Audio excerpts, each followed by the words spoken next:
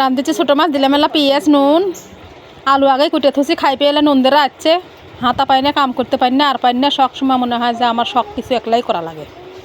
নুন দেরা তো খালি বসে বসে খাবিনি, আর খালি কবিনি স্বাদ না হলে হ্যাঁ রে বই কী তরকারি রাঁধছে এলা স্বাদও না বদও না, কী দিয়ে কী রাঁধলো। আবার দিলাম একটু হলুদ দিতে দিতে একটু বসেই পড়ে গেল মনে হয়।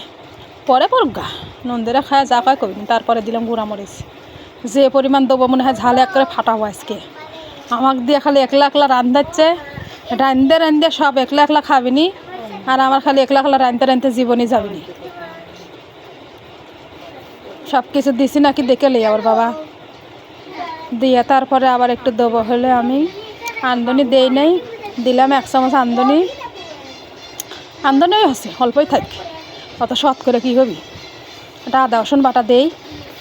আবার কমনি বউ কীভাবে রাঁধছে আদা রসুন বাটাই দিল না। আবার এলা তেল দিই, তেলও অল্পই দিই, বিলের মাছ তো এমনি স্বাদ দিয়ে এলাম মাখাই। তারপরে একটু মাখামাখি করলাম, ভালো করে লাড়ালাড়ি করে টোরে আলু সহ দিয়ে সেনা শুরু করলাম। বাপরে সেই সুন্দর একখান কালার আসছে, দেখে আমার জিভে মনে হয় জল এসে গেল। কী আর করবো, খাইতে তো আর পারি না, বউসি মানুষ, খালি ডলে ডলে মাখাইলাম।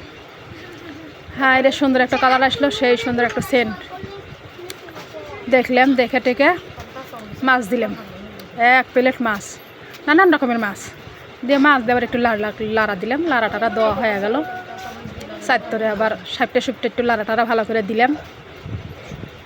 দিয়ে এলা পানি টানি দেই। আবার আলু মালু সিদ্ধ না হলে নুন দেগারের কাছে যাবিনি। ভালো করে এলা জাত যতন করে ঢাকনা দিয়ে ঢেকে দিলাম। রান্না করা হয়ে গেছে, খারাই ধাঁধা করে যা চাচ্ছি পরে পরগা হয় হোক যা হয় হোক। দেখ কত সুন্দর একটা কালার আসছে, হাইরে সুন্দর সেন্ট, হালকা হালকা বাতাসে ভাসে আসতেছে, সুবাসে আমার খাইতেই মন চাচ্ছে।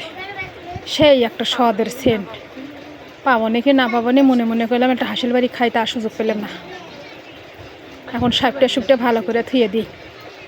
থাল থুল প্লেট টেলেট কিছু দিল না, শরীরে একটা ছোটো পাতালেই বাড়ছি। খুব সুন্দর একটা তরকারি হয়ে গেছে।